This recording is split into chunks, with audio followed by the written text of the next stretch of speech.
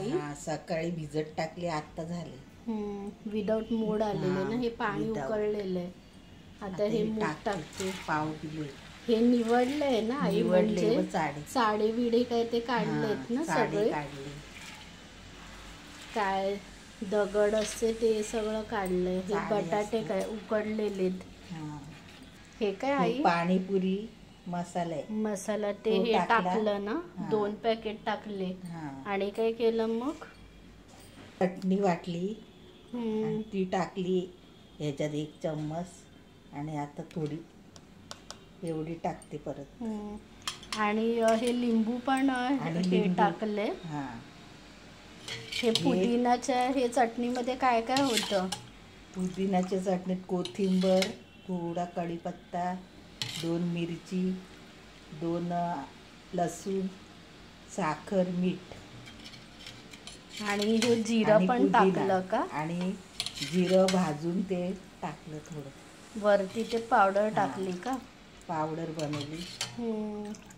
झालं हे पाणी पुदिन्याचं. अच्छा. आपण मम्मी हे मुगाचंच काय ते खातो ना, हे नॉर्मली? मूग नाही तर सफेद वाटाणा. हे काय आता? हे मीठ टाकते. मूग नाही तर हे सफेद ना, हे वाटाणा. हळद टाकते थोडीशी.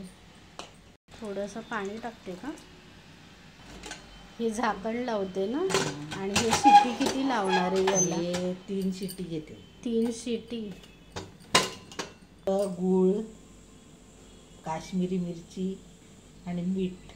म्हणजे ते करून ऑलरेडी आहे ना ते. मग आता हे टाकणार ना, हे याच्यात टाकते.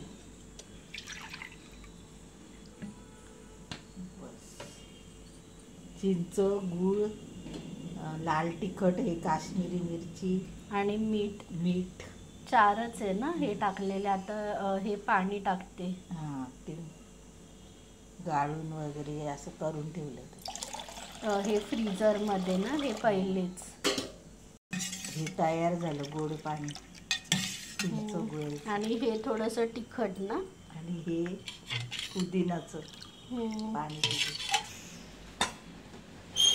झालंय ना हे मूग आई? आता काय हे बटाटा करते मी त्याच्यामध्ये. करायचं.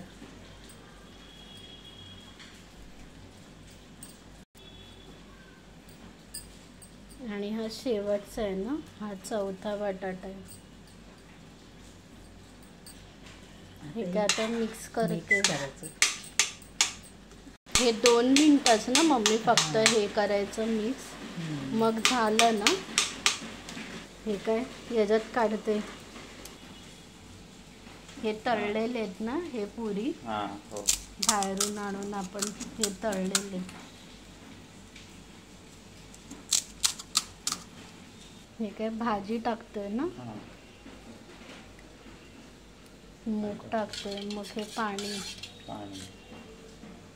तिखट पाणी, थोडंसं गोड पाणी. झाली ना आपली पाणीपुरी.